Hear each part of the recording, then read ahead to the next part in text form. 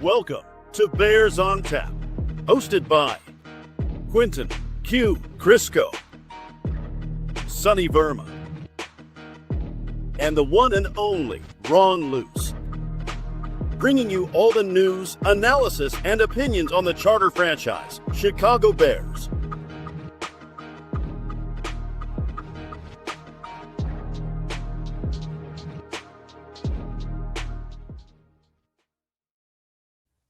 We are going into week 8, and the Chicago Bears are going to Maryland.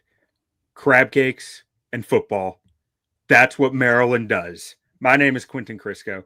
I am joined by Samir Patel and Brendan Shagru for this next episode of Bears on Tap, where we preview that week 8 episode. Starting with Samir, how are you doing this evening?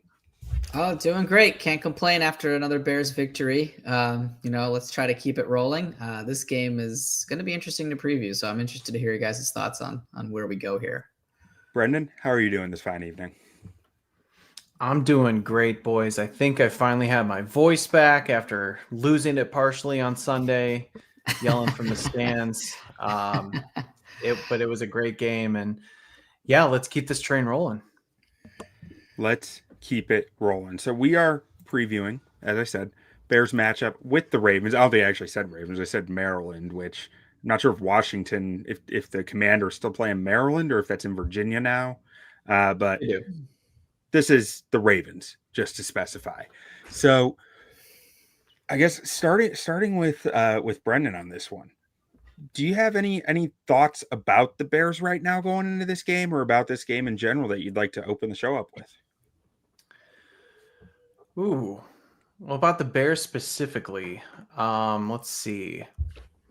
I would just say this team is really starting to establish its identity, and I think that was a question mark over the last few weeks because some of those ugly, I'll call them ugly wins, they were kind of doing a little bit of everything to scrape by, and then you kind of saw all of that come together last week against the Saints, where the running game showed flashes of potential during the Raiders game, especially in the Commanders game, but then it really came full force against the Saints.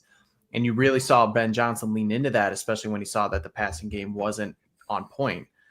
He wasn't afraid to just kind of take the ball out of Caleb Williams' hands. So it seems like with the combination that they have on the offensive line, the confidence with DeAndre Swift, and especially Kyle Monangai now, they are becoming a power running team where the quarterback is maybe playing a secondary role, more of a game manager even, which is kind of crazy to think about. And then same thing with the defense. I know you can't always, we keep saying you can't bank on all these takeaways, but they're kind of banking on all these takeaways. But not only that, like you're seeing them start to play more stout when it comes to both the run and the pass. And I think with their guys healthy that we'll get into, I want to talk about it a little bit later. But you're really just seeing a formula start being built. And that's exactly what you want to see at this point of the season. You're starting to figure out who you are and what you do well. Yeah, to your point, Brendan, I've been feeling like this all year. It's like you have these big, bulky defensive linemen that you've really stocked up on. If you can't stop the run with those guys, it's like you're not going to find answers, because they're not going to suddenly turn into guys who are winning around the edge consistently. So them finding those answers against the run, and finally, my theory on that is I think Dennis Allen asks a lot of his defensive linemen from a read standpoint, and I think they were slow on their reads the first 4 weeks of the season, something like that. And it's like it feels like it's starting to click now, where they're just seeing and reacting. They're not thinking about their reads, which I think has shown a lot the last 2 weeks in their ability to stop the run. But Samir, any thoughts that you'd like to jump out at the start? Yeah, I want to piggyback off of what Brendan said about the identity. And I think what you need with an identity is sound coaching. A lot of coaches think they have one, don't have one, don't know how to pivot. I think it's cool. And we talked a little bit about this before we jumped on the air, was the Bears with their current coaching staff, you feel like they have a bread and butter. You feel like they know what to do when their backs are against the wall or things aren't working the way they wanted to. It's like, okay, we are kind of in our defensive shell mode. We know what to do. We know what's going to work. And that's so refreshing because we have not had that, certainly in the Eberflus era, where it felt like if Caleb or, if our players don't play well, we're going to lose because we don't have anything to scheme or fall back on or, cling on to that identity. And it's refreshing after, getting to this point here where I do feel more confident in the coaching staff than I do in the players, where it's like, okay, if somebody has a bad game, I'm not going to throw in the towel because I trust whether it's Ben Johnson or Al Harris or Bieniemy or Dennis Allen, whoever it is, to find out how to fix that particular unit in that moment, right? So I think that's pretty cool. Yeah, no, it really is. The idea that they the coaching can be an advantage for an NFL team. Yeah, wild. I feel like really felt since probably 2018, or maybe you could throw 2019 or 2020 in there, where coaching had some games where it was kind of an advantage, but lately it feels like coaching is just an advantage, period, which is really cool to see. But I want to pose a question to you guys before we get to the Ravens here, and this is a bit of a hot topic right now. A lot of Max Crosby stuff flying around. Starting with Samir, do you think it would make sense for the Bears to make a move for 28-year-old Max Crosby under contract for the next 4.5 years? Looks like. What do you think would be fair compensation? Do you think it's worth the Bears' while to even really stick around? My heart says yes, because I just love that dude. My head says hit the brakes a little bit. Not sure if we're quite there yet. I think obviously you'd have to see the compensation package, but gosh, if all it took was hey, you got to throw Sweat in there or Dio in there just because you need they need a defensive end. You need to offset some of the money and maybe a first or second or something. Man, that would be awfully tempting. I think Crosby is a leader, and I think that he is obviously a difference maker. 28 is not terrible. I don't think for, a player at his position. You probably can at least ride out until you have to pay Caleb, and then kind of offset that cost. So I would really want to do it. I'd probably lean no at first, but I could talk myself into being yes, this is a really good idea. Let's go do it. Brendan, you got any thoughts on a potential Max Crosby move? It is fun because Samir kind of said it a little bit. You think a little bit with your head versus your heart and just what you want to see, and making that big splash, knowing you can get such a difference maker like him. Just from an entertainment standpoint and just believing in these coaches, I'll say yes. I just think that if the Bears are going to be even a relatively good team, I won't even say a Super Bowl contender, but let's say right now, you think that they could be picking in the late teens, kind of on the fringe of those playoff teams. How good are those first round picks really going to be? You kind of saw it from the Khalil Mack trade, where some people might say, well, I don't think it was worth it. It was most definitely worth it. The defense was phenomenal with him. He was stout in both run defense and pass defense. He did play through a lot of injuries. I know that kind of affected him on the tail end in 2021, but I still say knowing the defensive staff probably is going to change too much, with Dennis Allen very likely not getting another head coaching job anytime soon. You're going to have the same system in place. So the continuity would be there. Crosby can do it all. The thing that does worry me, 28 years old is one thing, but guys, he doesn't come off the field. And that's great, but that also means there's a lot of snaps. So he might be 28 going on 31. So you might just have to think about, will his body deteriorate a little more than maybe somebody else who gets a little more rest. He's an Iron Man, but that can also be a detriment as you get later on in the career.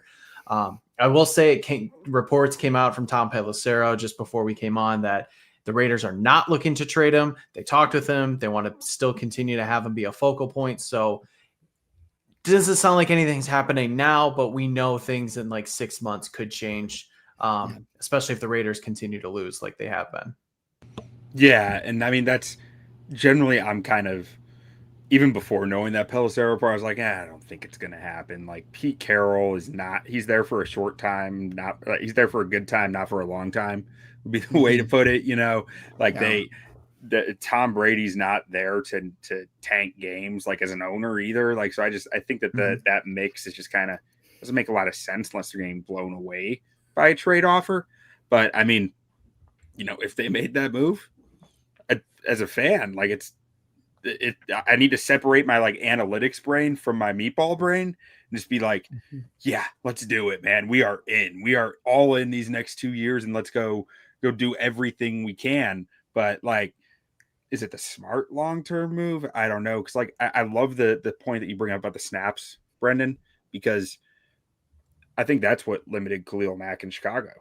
He played more snaps than he'd ever played in his career because the Bears couldn't afford, like they couldn't put as many, they lost all that draft capital that impacts your roster. And he ended up playing so many snaps, which cost him health. He went to Los Angeles after. He's had some great years playing like 70% of the snaps there in LA. Whereas in Chicago, he was playing north of 90 whenever he was healthy.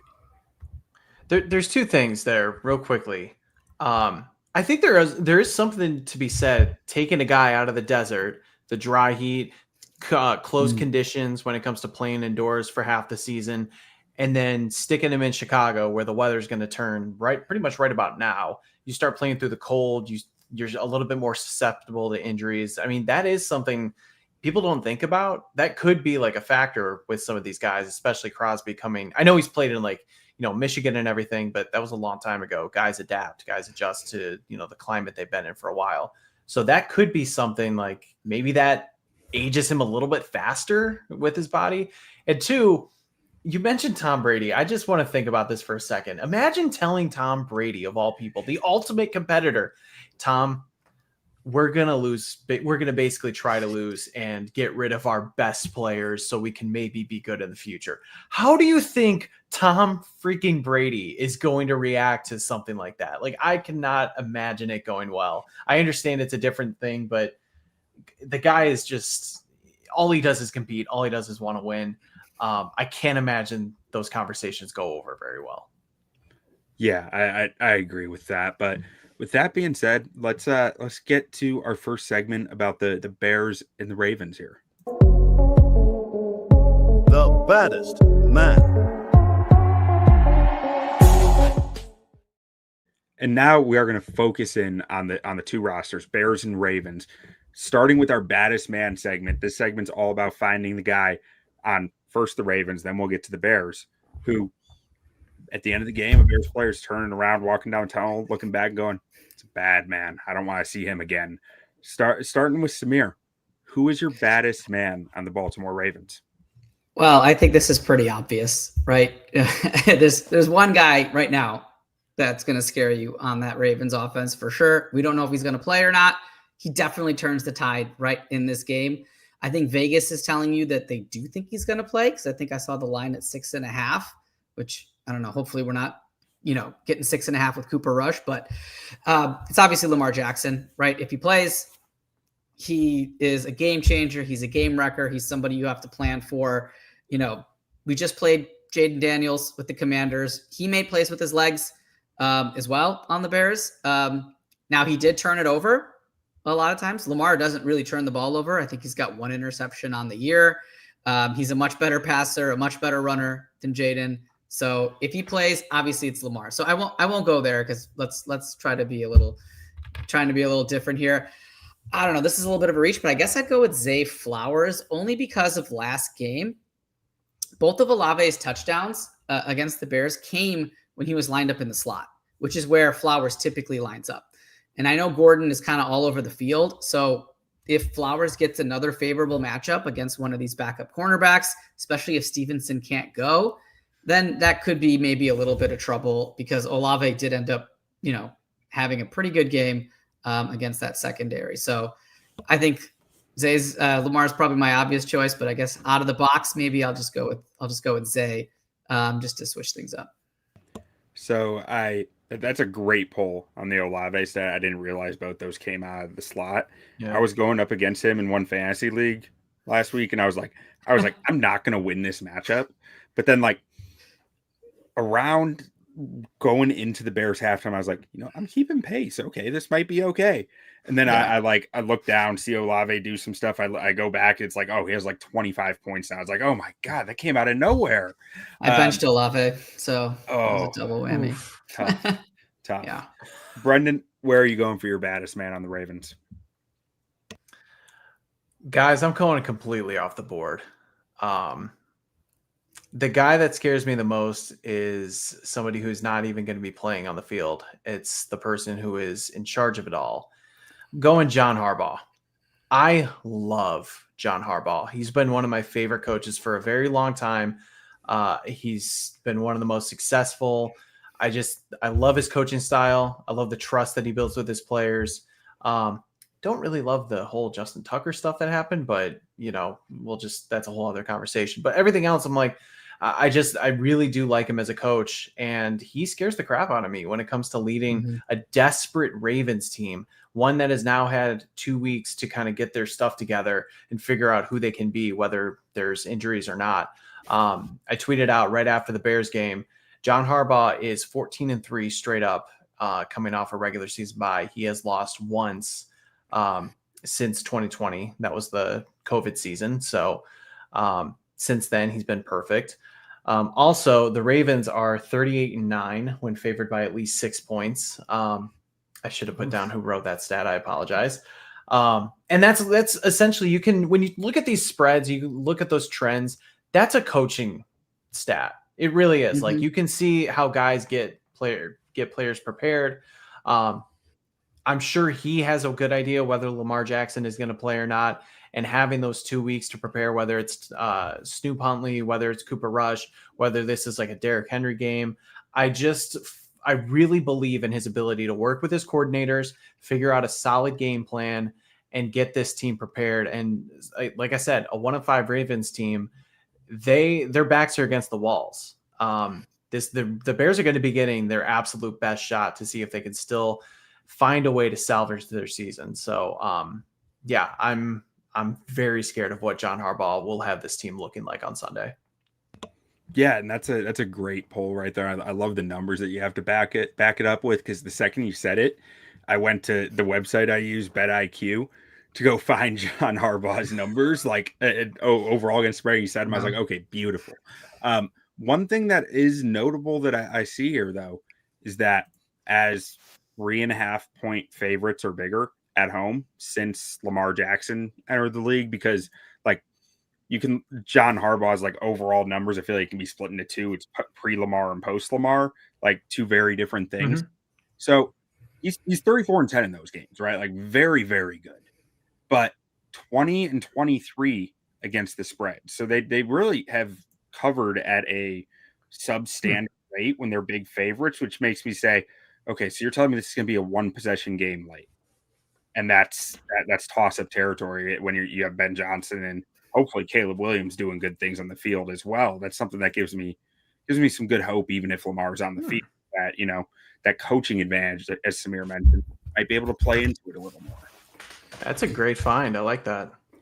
So, go ahead. Hey, Brendan, I got a quick question for you. Do you think I don't know if you saw Harbaugh's like subtle, maybe not so subtle, kind of, I don't know, coaching tactic of removing all of those fun things from the locker room with like the foosball table and the ping pong table and things like that. Do you feel like video game consoles? Yeah, too, yeah.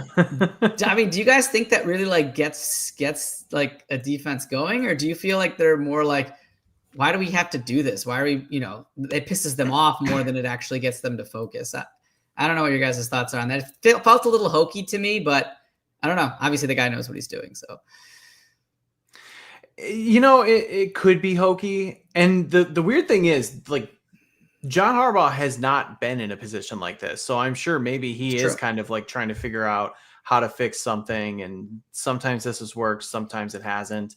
And with like a veteran team like this, especially with leaders who have been there for 5-6+ years, maybe you do have to do something drastic. And at the very least, it gets your attention. Something's different, and it maybe makes you prepare a little bit different way instead of just kind of doing the status quo. So, I guess in some ways it is hokey, but I think especially when you have been successful for so long and you finally hit some adversity, doing something different just to change up the vibes any way you can, I think is worth a shot. Because it really, at this point, it can't get that much worse. So you might as well try it. Yeah.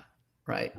Yeah, I agree with that. And I mean, I guess I think of it this way, and I like, for anyone who like works in an office setting might kind of see this. Like, say that you had, or maybe understand it. I guess I don't know that anyone's actually gone through this, but like, say that you have like a corner office, you got a TV mounted on your wall, hooked up to cable, so you can have NFL Network rolling throughout the day as you're working, but you're not doing your job. And your boss comes in and says, "Okay, cut the cable," putting you out in a cubicle. And personally, I'd feel like I messed up. I need to, I gotta get back to the grindstone because I put myself on thin ice here by not doing my job. And to me, I look at the Ravens, and if I'm them, it's hard for me to say I've done my job this year, even with all the injuries on their defense, to sit there and say like, yeah, we've done a good job out here. That'd be a tough sell. Well, the defense did play better in that LA game, the Rams game. Yeah. I mean, they got waxed by the Texans, but they came out and I thought they showed some fight. Maybe they got some players back. I don't know. Their injury list was like, CVS receipt. So I don't know if they got anybody back for that Rams game. And obviously they're expected to get a lot more people back for the Bears. So yeah, I know. So Roquan's expected back on their defense, but I'm not sure who else is really, or I guess Humphrey's Simpson back. has been kind of in and out. I know. Yeah, Humphrey, I think, is in. Had Humphrey been out? I just knew that he was. He was earlier. Yeah, he was earlier. Okay. So yeah, I mean, those are some veteran bodies, especially there. But like, I mean, I just think their D line is so banged up. They're missing Tavius Robinson on the edge. They're missing another edge rusher, and they traded an edge over to the Chargers earlier this year, and then missing Nnamdi Madubuike. Like, I think that's really been killer for their D line because he is such a good football player. And they're missing Mike Green, even though he's playing. Wait, are they missing him? No, I'm just he's not doing anything. So he's there, but he's not been good. just not been there. Hate to see that.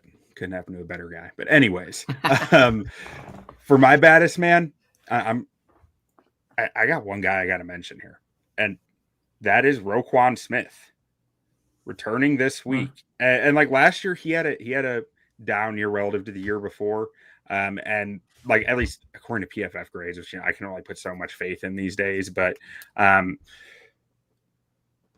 I put something out on Twitter the other day that was like, this is a revenge game for Roquan Smith. And I got some pushback on that from some people being like, what, because Ryan Poles sent him to a better place to be and he asked to be traded. Poles just did what he asked for. Roquan Smith asked for a certain amount of money from the Bears. And Ryan Poles and the Bears said, "You're not worth that much money. We'll send you someplace where they think you are."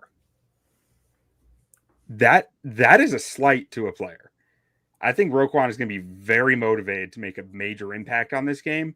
I think he's a guy who is, frankly, trouble for a greased-up deaf guy, Caleb Williams, because he has this very similar athletic ability and agility and that just sudden burst to really handle that type of stuff.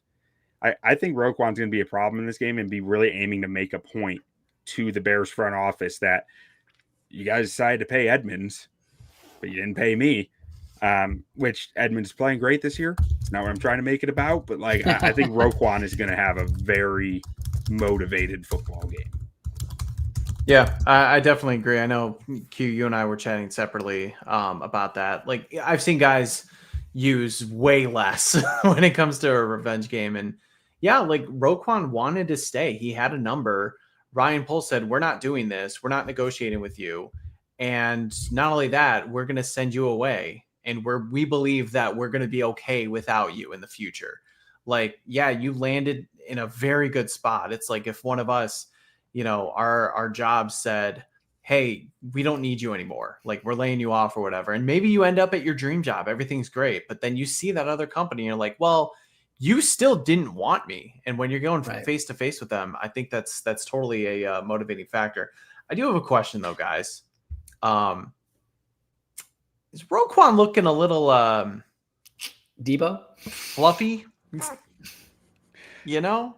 I mean, he might be. There were times earlier this year where I felt like he looked a little thicker, and that. Yep. But then, like, I remember throwing that in a group chat, and then like the very next play, he like was flying down the sideline. I was like, okay, well, what do I know? But like, so he definitely looked a little fluffier to me, but his speed was still there from what I saw. There's been some plays though where he's trailed, and you get the slow quan kind of tweets that come out, right? Taking shots at him. But I kind of with you, Brendan. He looks a little Debo in some of these shots where he was kind of chasing after a tight end or somebody where he's like, oh, he couldn't keep up with that guy. All right, interesting. Well, but it's not even so he's always been like, and I feel bad like judging, like bodies and everything. It's not, it's not what I'm trying to do, but like he's always just kind of been like that. He's had a bigger body, maybe had a little belly, whatever. But that warm-up play that I think the Ravens tweeted yesterday when he's like backpedaling and moving forward, he looks like actually bigger. I thought he was a defensive lineman at first. I'm not kidding. If you don't know what I'm talking about, just like look up what the Ravens posted yesterday. It's kind of shocking. Yeah, I'm trying to pull it up right now as we're going because I didn't see it, but I'm curious. Okay, let's see this. Oh. All right, I'll check it out later. Great podcast audio. yeah. Anyways, let's get to our Bears picks, and I'll toss this one to Brendan first. Who is your baddest man for the Chicago Bears this week? All right. Well, I think you can go with this position either way, but I am going to give my title of the baddest man to TJ Edwards. The guy has been an absolute menace since he came back from injury last week. He had 6 solo tackles. He had 1 for loss, 2 pass breakups, almost had that diving interception. He's thriving as the middle linebacker in Dennis Allen's system. And you guys talked about earlier kind of like being able to just react and go. TJ Edwards is so good at that. And now it took a different defensive coordinator to realize, hey, maybe let's put the more instinctual guy in the middle linebacker position to know where the reads are, know where the coverages are. And let's put the athletic freak at the weak side, and he could just go make plays and, with his hair on fire. TJ Edwards had the highest PFF grade of the week for the Bears at 86.8. I think this one does back up the play. I don't think there's any question about that. Elon NFL, our Bears guy, also tweeted that he is the highest graded player, I believe, at his position over the last 2 weeks in overall PFF grade and coverage grade. The Saints were getting absolutely like no yards after the catch in the middle of the field. Even when balls were getting completed, the linebackers, particularly Edwards, were right there to meet them. And I just think he's making such a big difference coming back from injury. He's allowing Edmonds to play more free, and it's just making the defense as a whole better. And I think he was a huge reason for the 44 rushing yards. Like he's just meeting ball carriers head on. And with him and Edmonds, I mean, you could pick either one, but you could definitely see the difference with this defense with him at the helm. And I think to what you were saying before with like how bad the defense was the first couple of weeks, they didn't have him. And when you're trying to have Edmonds sort of run point with Noah Sewell, you had a lot of issues there. So his value is it's probably at an all-time high right now. Yeah, I mean, with how much the Bears adjust their front and change things as the play changes pre-snap, I think it makes a lot of sense that having Edwards out there matters a lot for getting everyone in the right position, where with Edmonds, you might not be quite as sure about everything that you're capable of kind of moving around. So I like that pick a lot. Samir, where are you going for your baddest man for the Bears? I'm staying on the defensive side of the ball as well with Brendan. I'm going with our other guy that came back from injury, Mr. Kyler Gordon. I think if you're the Ravens, you have to know where he is at all times on the field. He is going to impact, now assuming Lamar plays, he's going to impact what Lamar does. I feel like Lamar's going to have to pay attention. Is he creeping up? Is he going to blitz? Am I going to be able to run around this guy? Kyler Gordon's an athletic freak, right? I mean, and Lamar obviously is very elusive and can make guys miss. And I'm not suggesting that Kyler's going to out athletic him in any of these plays, but he'll give him a run for his money. And I think if you're Lamar, where's number 6? Where is he? Okay. Is he creeping up? Is he dropping back? What's he going to do? I think that's a guy that's going to get in the offense's head all game. He had a monster game last game. It didn't show up in the stat sheet as much. He only had like 4 tackles, but he had the big sack, quarterback hit. He's coming back into form.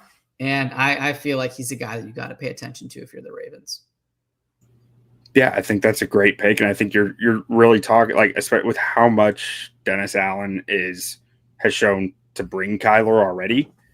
Mm-hmm. That contain on that rush is going to be really important against Lamar. It is for every team who's bringing a nickel, and especially if he's getting any safety responsibility in there too. Like those run lanes are going to be really important against Lamar, and his versatility is going to matter a lot in this game. A ton. And like you said, Zay Flowers is one of the baddest men. Yep. You're going to need Kyler Gordon to be one of the baddest men to match that. Yeah, Kyler Gordon. For mine, part of me wants to go with Tremaine Edmonds here because he's going to need to spy Lamar Jackson at times. And he is the only guy on the field that has the physical attributes to really make a difference from that kind of role, in my mind, of like, we saw him against Jaden Daniels doing it. He chased him down for like only a 3-yard gain on something that could have been a lot more. There were a few other instances where I thought Edmonds did a really nice job containing Jaden Daniels.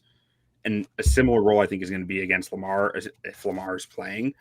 But that's not where I'm going with my baddest man, because we already got one linebacker and a nickel in there, and that is just too much similar. So for me, I'm stuck between Caleb and Ben.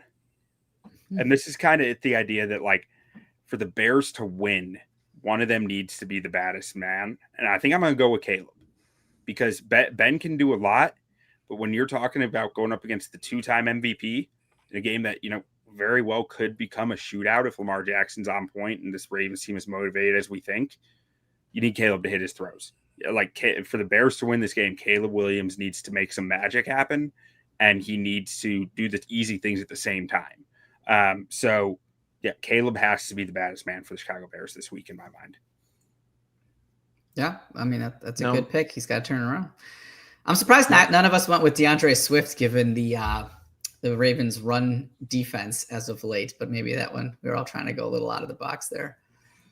Yeah, I mean, so like I thought about going Swift or just like the running game in general. But I think that's what keeps you in the game. Right? Like, I don't think that's what wins you the game.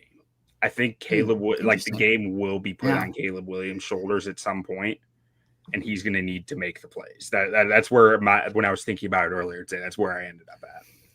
Yeah. I was just going to say, if you have like the same sort of, I don't want to say plan, but maybe results of what you had against the Saints, where you can establish the run, but your red zone offense is struggling and you're settling for field goals, and you against an inferior opponent like that, you can control the clock but with the Ravens, especially with Lamar Jackson, assuming he plays, you just can't do that. And so the running game is only going to take you so far, especially if you start playing from behind. And that, to Q's point, that's where you have to actually have Caleb, start winning games and not be that complimentary figure. Is Lamar the best quarterback Caleb's ever gone head to head with?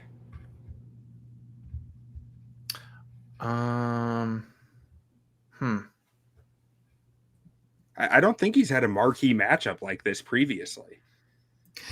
I mean, yeah, if you look at the big four between Patrick Mahomes, Joe Burrow, Lamar, and Josh Allen, he hasn't played any of those guys yet. Yeah, I mean, he's played Jordan Love, he's played Geno Smith, Jared Goff, Dak, but like from the guys who are truly like constant game changers, that like the Mahomes, the Allen, the Lamar, and the Burrow, he hasn't faced off with any of them yet. He broke CJ Stroud after the little bro talk. So yeah, after the big bro moment. Yeah. By the way, this is Will Levis slander that I will not tolerate. Thank you. Yeah, he's coming in hot in 2026. Just wait. Okay, let's get to the next segment here. The nicest man.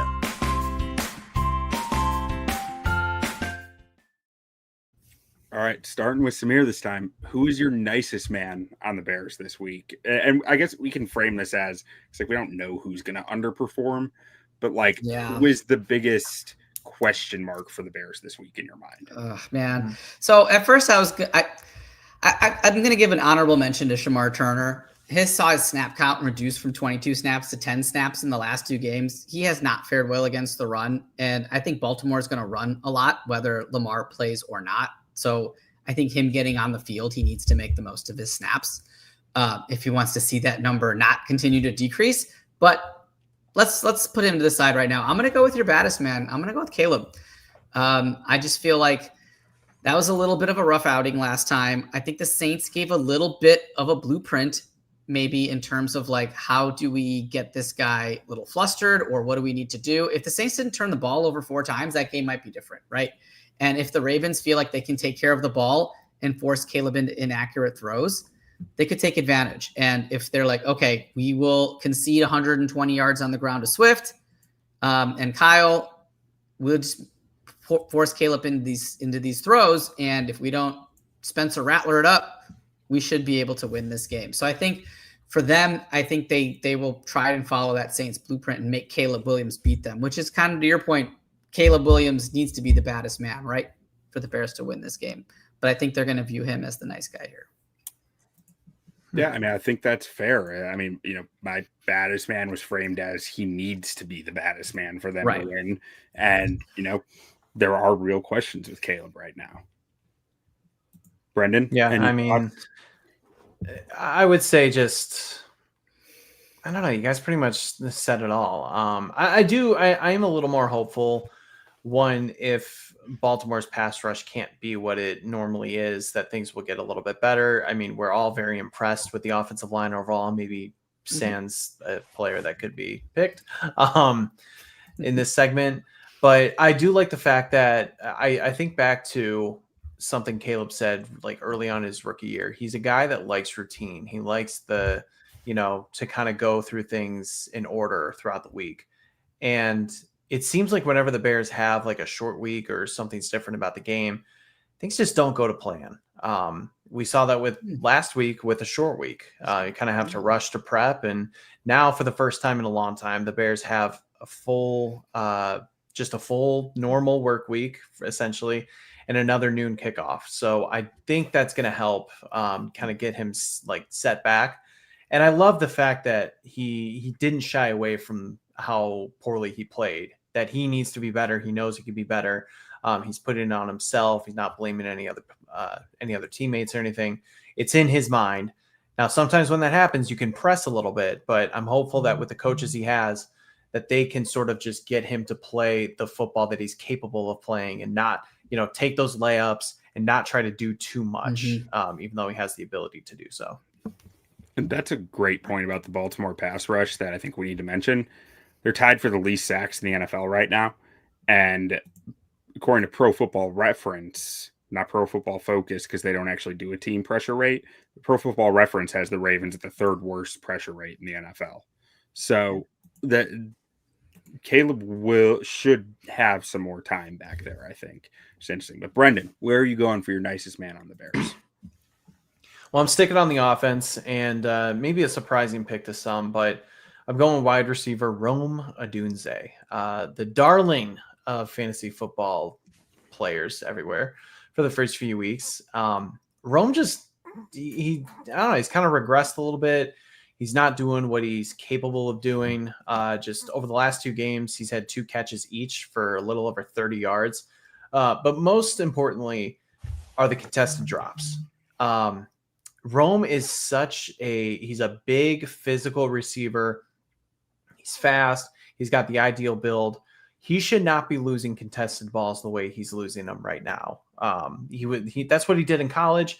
And according to Carmen DeFalco of ESPN 1000, last year he was 3rd best in contested catch percentage. Q, you're the offensive line expert. Samir, I don't know what you claim for like positions, but I consider myself. Oh, that's okay. I consider myself more of a receiver expert, and one thing I was always taught and really had the mentality of is attacking the ball. That is your space. You're the target. Do what it takes to attack and get that ball. Take that extra step back if you need to. Go up with strong hands. Ensure that the defender cannot make a play on that ball. And Rome's just not doing it. He's playing it kind of soft, struggling with those drops, even though he's clearly the first one there to touch the ball. If you're getting hands on the ball first, there's no reason that you should be letting the defender come in and affect that play.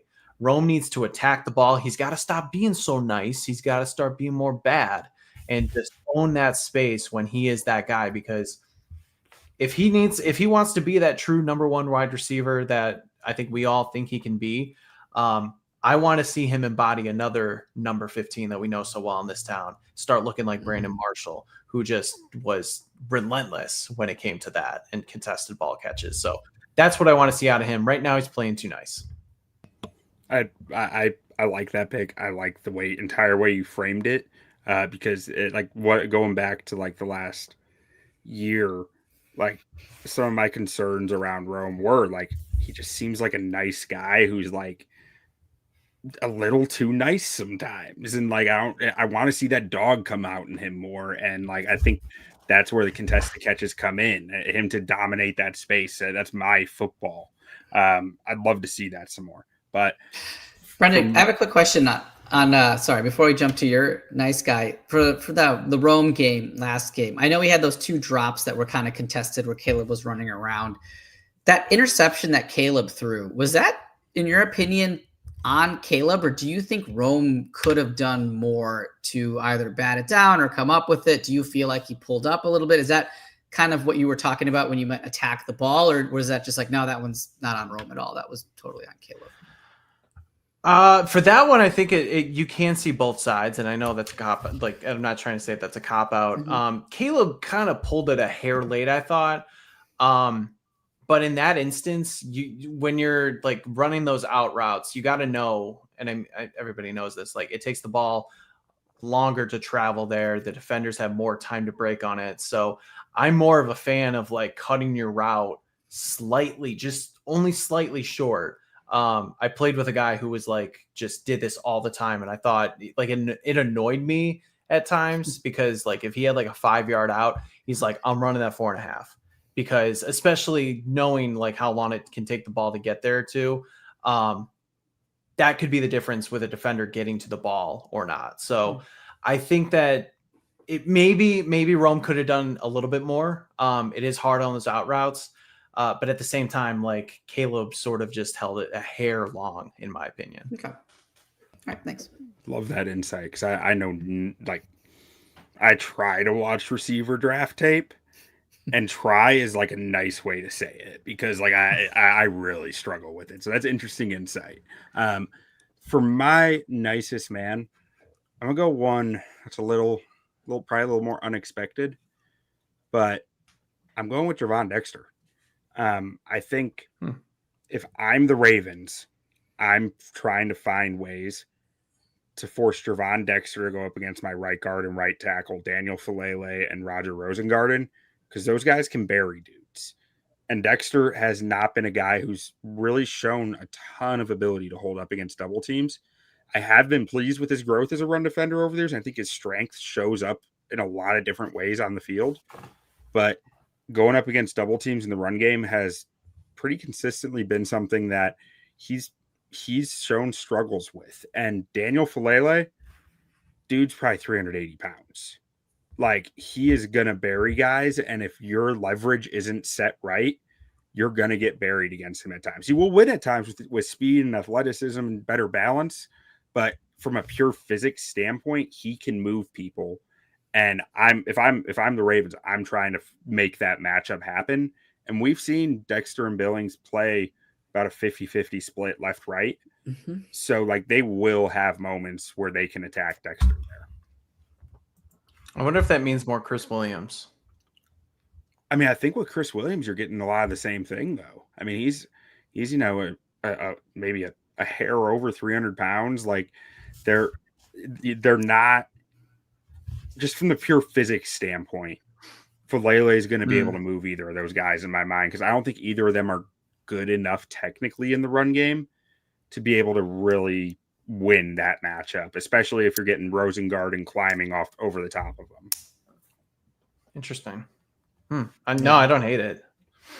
All right, so let's get back to the Ravens for our nicest guys. I'll toss this one to Brendan first. Who's your nicest guy on the Ravens this week?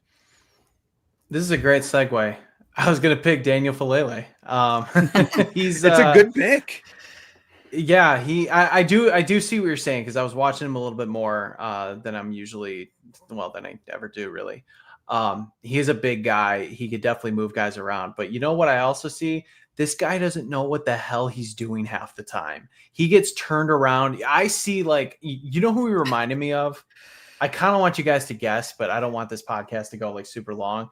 He reminded me of Sam Mustipher, where it's like you just saw him turned around. He doesn't know where the play is. He doesn't know what's happening behind him, and it's causing chaos on the offensive line and obviously in the backfield as well. He's the Ravens' 7th lowest PFF score for offensive players throughout the season so far. Glenn Irby found that, who does Ravens Wire. And I see that, and I see a guy with that natural ability, but also somebody who doesn't really know what's going to be like coming his way. If I'm Dennis Allen, I'm licking my chops to see, okay, what stunts can I pull? Where can I move guys around and just confuse the right side of that line?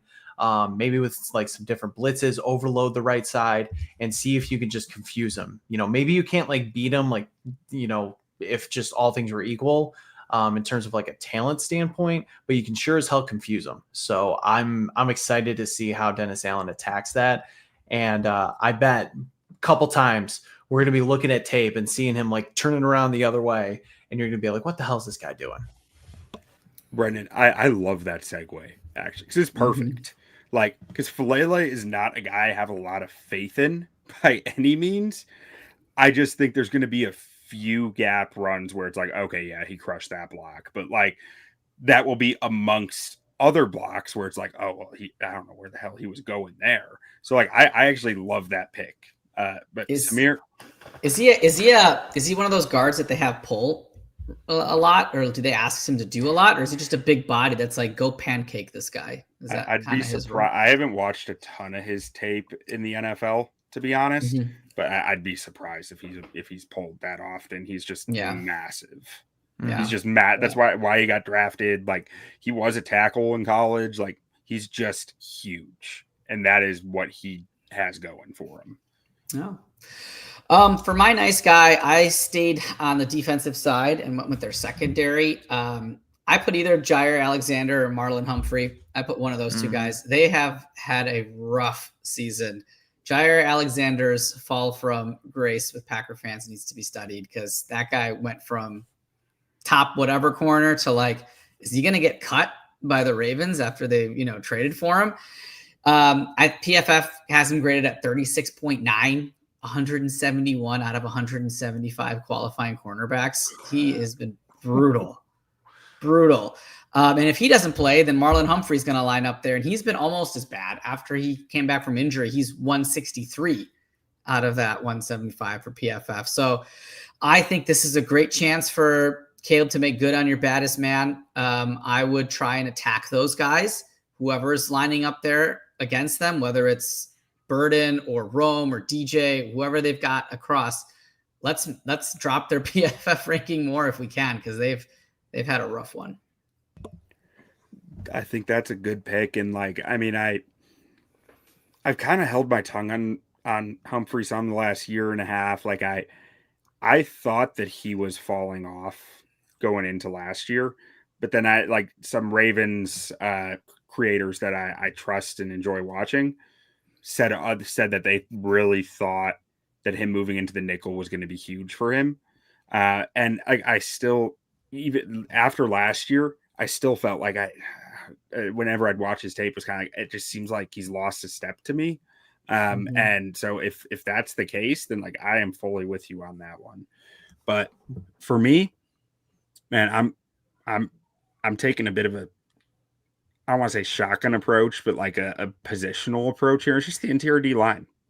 They really miss Matabuke big time. I mean, they have 2 Bears legends playing significant snaps on their D line, and Brent Urban and John Jenkins. Those guys have been around the league for forever at this point. Travis Jones is a solid player, but they don't have a difference maker on that interior. They haven't had a difference maker on the edge since probably T Sizzle retired. So, like, I mean, to me, this is a game where you should be able to win beat this D tackle room over and over and over. And so they have to be my nicest guy. Mm-hmm. Guys, I almost went that. I honest to God, I almost went with both of your guys's. And I almost just said like the hole that Matabuke created is just sad in general. So yeah. I can't believe John Jenkins is still playing in the league. It's wild. I know. Like the Bears picked him up off waivers in like 2019, and like he's still just doing it. After he was in the league for like 5 years earlier. Yeah. He's a body. They need bodies, I guess. But let's get to our final segment here. Keys to victory.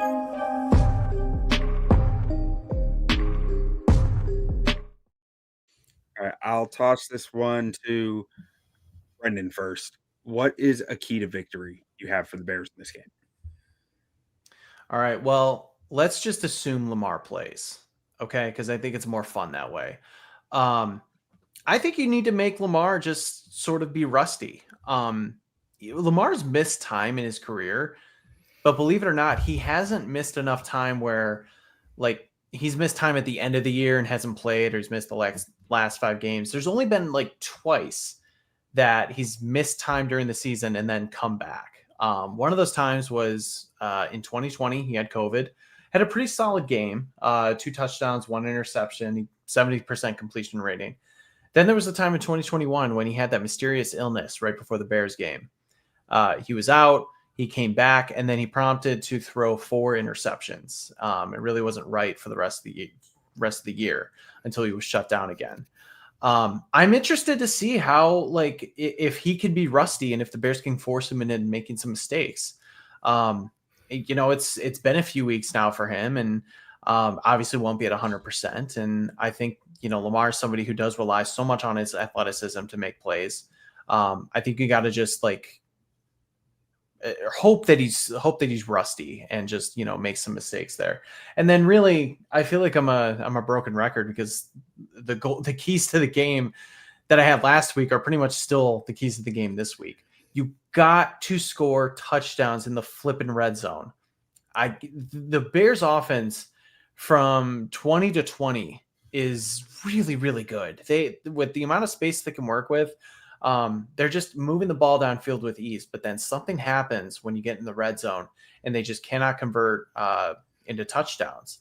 And you're not going to beat the Ravens with field goals, unfortunately. Jake Moody was phenomenal from everything inside 40. It's not going to work. And then same thing with penalties. You're going on the road again. The Ravens fans, really get rowdy. It's going to be a hostile environment. They're antsy. They're anxious.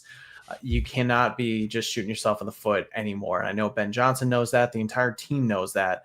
But play clean football and don't let the crowd become a factor for you. Yeah, and that's, I was shocked to see this the other day when I looked it up. There are 11 teams worse in the red zone than the Bears. And I was fully expecting them to be bottom 5.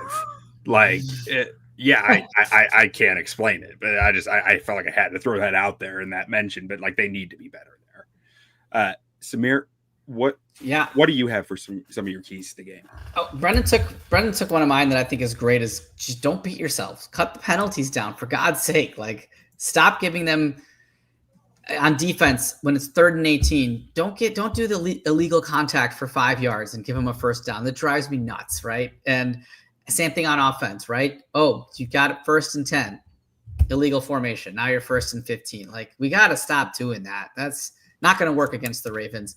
I will also assume that Lamar's playing because it's more fun. If Cooper Rush is playing, my keys would be the exact same as Spencer Rattler. You're the better team. They are the better team if Cooper Rush plays. I don't care what anybody says. Don't turn the ball over. Don't give him extra possessions because you should win. But I think the big one, and Brendan kind of mentioned this too, is take the crowd out of it. Score early and don't let them feel like they have momentum. This is a 1-5 team. If you score early and make them feel a little beaten down, I feel like they could just be like, we're going to mail it in. We're 1-6. Like, the hope is kind of gone. They need this game. And if you deflate that stadium, that crowd, that team early, I think that can really play in your favor. I think I heard something, and I forget what show it was on, but it seems like the team admitted that the Bills loss really crushed them. It like kind of derailed their whole mindset. So I think that they're mentally to be had, where you can come out, they're 1-5, you go up 10, 14, nothing, take the crowd out of it, make them feel bad about themselves. I think that would go a long way. Yeah, I think that's a great point, honestly. Like, how many times have we seen that with the Bears over the years, where it's like we're just waiting for them to like take control of something, and it's just like the snowball just keeps getting bigger. They're stuck in the quicksand, and the harder they're fighting, it's like at some point they just quit fighting. Yep. I think that's a very good point. Now, my key to victory is just send some bad food up to Lamar Jackson's room, get him sick, get him back in another poop game, and you're good. So my key to victory is really similar to my baddest man. Caleb, be a star. I think you're going to be able to run the football on this team. I think that this team, if Lamar Jackson is going right, they're going to be able to find ways to score the football and move it on you. To me, this game is going to come down to Caleb Williams, and Caleb Williams needs to win this football game. So like, it's as simple as that to me. Caleb makes star plays. Big-time players make big-time plays in big-time moments, and that's what we're going to need to see from him to win this game. Yep. Love it. No notes. Do you guys got a score prediction on this one? Go ahead, Brendan. I'll toss it over to you first. Oh man, I haven't even thought about that yet. Jeez. It's so hard too, because we just don't know what's happening with quarterback. Right. Look, all right. I'm gonna go out on a limb. I know I just said like it's more for the exercise, it's more fun that Lamar plays. I just have a feeling I don't think he's gonna play. I don't think he's gonna play. So with that, I don't think there's any confidence with either Tyler Huntley or Cooper Rush, even with some improvements over the last 2 weeks, and knowing the John Harbaugh stat. The John Harbaugh stat goes out the window if you're dealing with a backup quarterback. I'm just going to put that out there. So I will say the Bears stick to that like 25-plus point game or 21-plus point game and get a 27-17 win over the Ravens. 27-17. Samir, what are you thinking? If Cooper Rush plays, I think the Bears steamroll him. Honestly, I think they're playing with so much confidence. I think that Ravens team at 1-5, trotting Cooper Rush out there, that first interception, that first sack, that first fumble is going to let the air out of the stadium and that team. If Cooper Rush plays, I wouldn't be surprised by like a 27-10, similar to what Brendan said. If Lamar plays, and if he plays like Lamar, I think that team is in a must-win. I think they're going to give it their best shot. And unfortunately, I think it's going to be more than the Bears can handle. But I do think the Bears show some fight and stay with it. They're not going to get blown out like Detroit, but I do think they would probably lose that game like maybe a 30-24 or something like that. Okay. So my model here says 34-19 Bears. Obviously, that is a mix of a lot of stuff, right? Like that is very... Who knows what quarterback it's dealing with a Frankenstein quarterback, which is always, that's one of the toughest things when trying to model games and scores is when you're dealing with a backup quarterback for half the games and a star quarterback for the other half. If Lamar plays, I'm going to say the Bears lose this one, something like 27-24. If Lamar Jackson does not play, I think the Bears are going to win this one, something like 27-10. Right. Like similar to what you guys were saying. I think it's going to be I think it's going to be really hard for the Ravens to get up for this game if Lamar Jackson's not playing. I agree. I think no matter what, they're going to score points, right? They're going to score points because the Ravens defense is not playing that well. And I think no matter what Lamar plays or not, they'll get into that 25. They'll keep that streak alive, whatever they have. The only team with 21 points in all of their games so far, whatever, they'll keep that streak alive. But I think if Lamar does play, they might score just a couple more points than the Bears. But go ahead, Brendan. Sorry. Yeah. No, I also do believe 2 weeks in a row where you can say that the red zone offense just wasn't up to snuff. Ben Johnson is not going to let that slide. He's talked about it. He's like, we're all going to be on a united front to fix these issues. I know that carried over to other things too, but I just think if the Bears do find a way, when they find a way to get in the end zone, they're going to have a different plan of attack. And I think they're going to be a lot more successful. And I was just going to mention, you guys realize the Bears have not faced Lamar Jackson ever yet in his career. And it's kind of crazy that still may be the case this Sunday. It still may not happen. Yeah, they got Snoop Huntley the last time. Yeah. I forgot about that. All right. Well, gentlemen, thank you for jumping on, talking some Bears football with me. And why don't we close this thing out with a bear down, and we'll get out of here. All right. Bear down. Let's do it. Bear down.